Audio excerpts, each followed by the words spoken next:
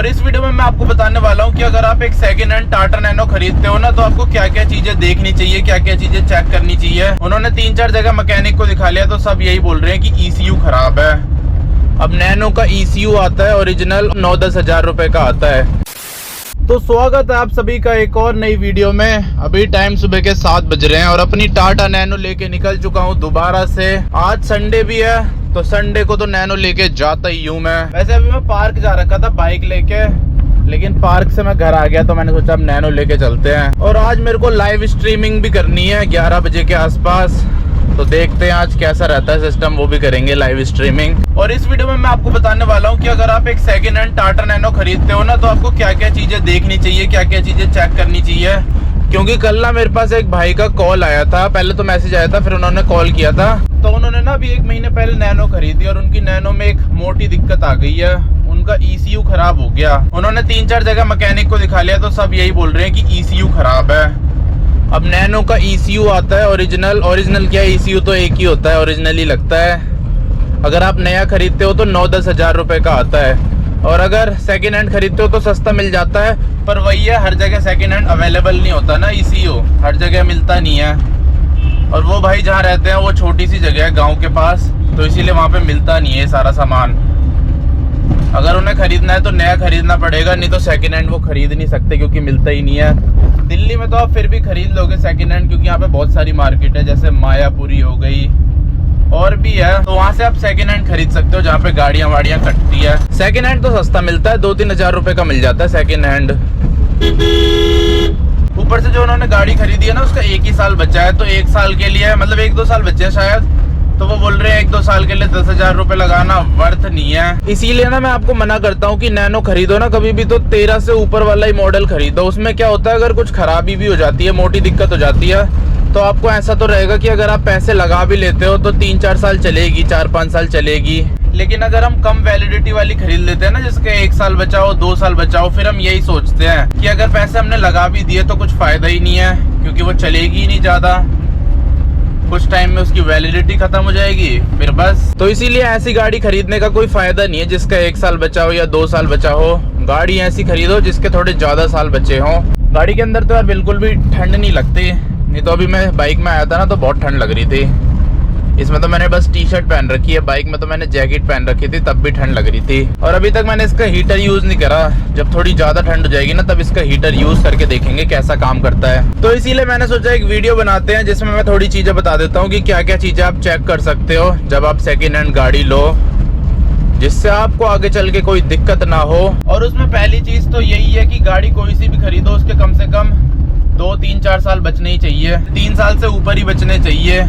1-2 साल वाली मत खरीदना। अब यहाँ पे शार्प टर्न आ गया है तो यहाँ पे मैं एक हाथ से नहीं मोड़ पाऊंगा। पावर स्टीयरिंग होता ना तो मोड़ देता है एक हाथ से। चलो इसे भी कोशिश करते हैं मोड़ने की। वैसे तो मोड़ दूंगा लेकिन फिर भी वो तो रहता ही है रिस्क, ऐसे हमें मोड़नी नहीं चाहिए। और यार आज मैं वो लाना भूल गया, इसका हेड माउंट। अब मेरे को ऐसी एक हाथ से ही वीडियो बनानी पड़ेगी।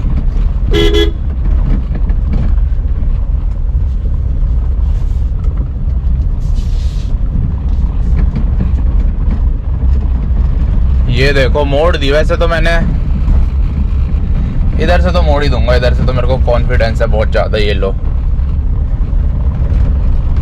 ये देख रहे हो, इसका तो स्टीयरिंग भी यार वापस आता है। ये चीज मेरे को बढ़िया लगती है नैनो में।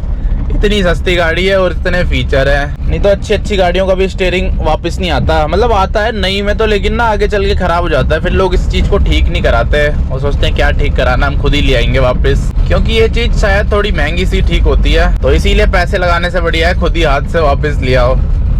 पर ये नैनो में अभी तक सही चल रहा है इसमें, और ऐसे ही सही चलता रहे भगवान करे। तो पहली चीज तो मैंने आपको बता दी है क्या चेक करना है आपको, कि आपकी गाड़ी की वैलिडिटी ज्यादा होनी चाहिए, 3 साल से ऊपर मिनिमम 4 इयर्स तो होनी चाहिए या उससे ज्यादा।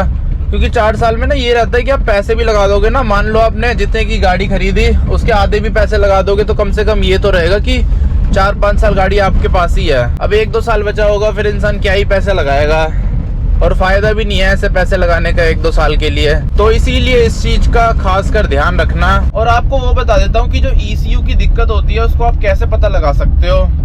वैसे तो उसे पता लगाना मुश्किल होता है, पर ये है कि जब ECU की दिक्कत होती है ना तो गाड़ी अजीब अजीब हरकतें करने लग जाती है और जिसका पता ही नहीं लग पाता, स्कैनिंग में भी किसी भी चीज़ में पता नहीं लग पाता, लेकिन गाड़ी अजीब अजीब सी हरकतें करती है।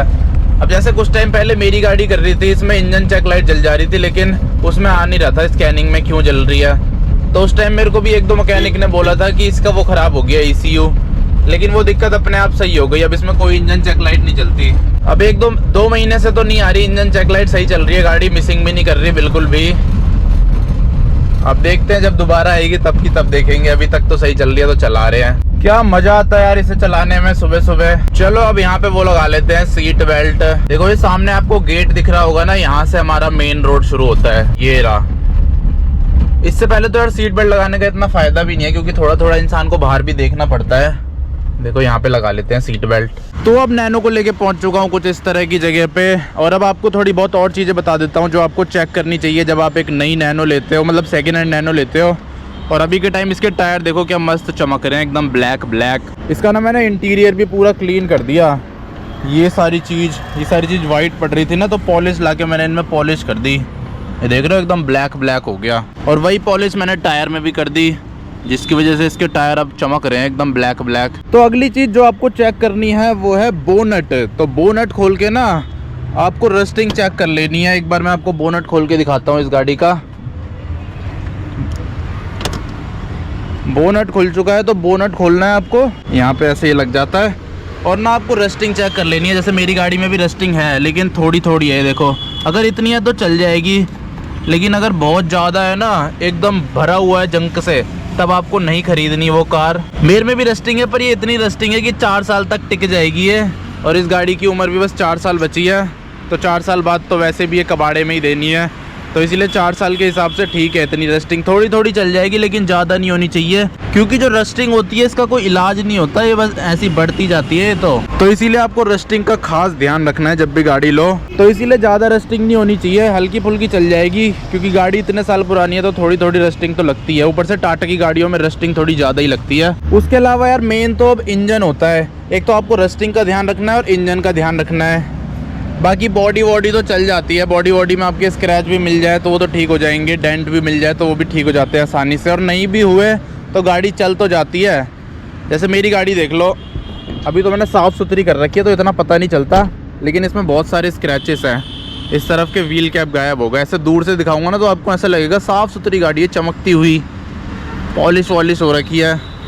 लेकिन जैसे ही मैं आपको थोड़ा पास से दिखाऊंगा तो देखो यहाँ पे स्क्रैचेस पड़े हैं, ऐसे और भी पड़े हैं बहुत सारे, देखो यहाँ पे पड़े हैं। पर ये कि इंजन वाइज ठीक थी ये गाड़ी। ये देखो यहाँ पे भी है, इंजन वाइज भी क्या ठीक थी। क्लच प्लेट तो इसका ख़त्म था, क्लच प्लेट मैंने चेंज कराई थी। मेरे को तो पता ही नहीं था कैसे काम करता है क्लच, तो मेरे को पता ही नहीं चला ख़त्म है या फिर सही है। लेकिन इसकी जो क्लच प्लेट थी वो पहले से ही ख़राब हो रखी थी। तो थोड़ा बता देता हूँ क्लच प्लेट कैसे चेक करते हैं। मेरे को थोड़ा तो पता चल ही गया है अब। तो क्लच प्लेट आप पता कैसे चेक कर सकते हो, गाड़ी को स्टार्ट करो। जैसे अभी गाड़ी बंद है, गाड़ी कर दी मैंने स्टार्ट। अब स्टार्ट के बाद ना शीशे खोल लेने हैं आपको, उसके बाद आपको क्लच दबाना है। जैसे मैं शीशा खोल लेता हूँ, शीशा खोल दिया मैंने। अब आपको ना क्लच दबाना है। अभी देखो मेरी गाड़ी में ना क्लच दबा के भी कोई साउंड नहीं है, ऐसी नॉर्मल है।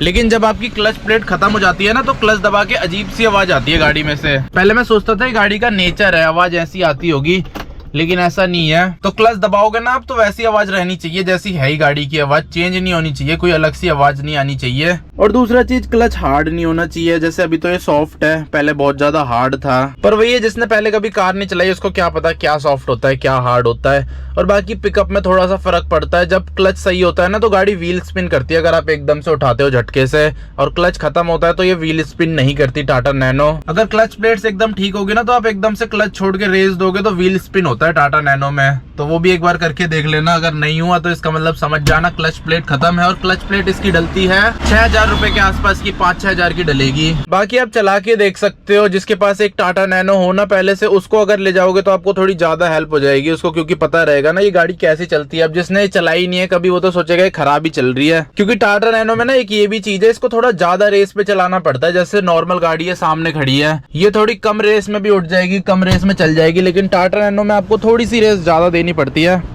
वैसे तो इतनी कम पावर नहीं है इसमें, काफ़ी ज़्यादा पावरफुल कार है। जब व्हील स्पिन हो रहा है तो पावर तो होगी ही। उसके अलावा टायर वायर भी चेक कर सकते हो, मेरी गाड़ी के टायर तो ठीक ही लग रहे हैं। टायर मेरे को इसमें सारे सही मिले थे, बस एक ख़राब था तो वो मैंने चेंज करवा दिया था। बाकी तो मेरी गाड़ी में और कोई दिक्कत नहीं है, अभी के टाइम पे एकदम मस्त चल रही है। देखो क्या चमक रही है।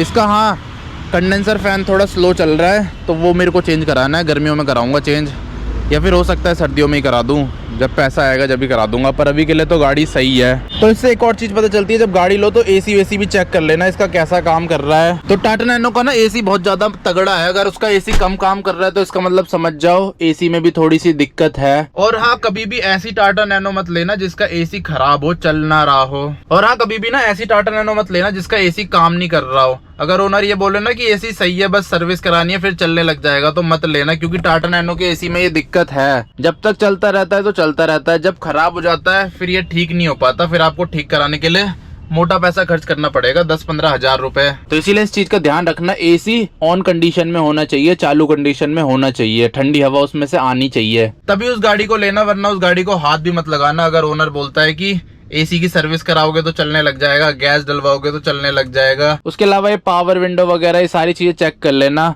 पर मेन तो यार यही चीजें होती है, इंजन ही मेन है वैसे तो, और दूसरा एसी मेन है। बस ये दो चीजें सही चलती होनी चाहिए, बाकी सारी चीजें तो ना भी चले तो इतनी कोई दिक्कत नहीं होती।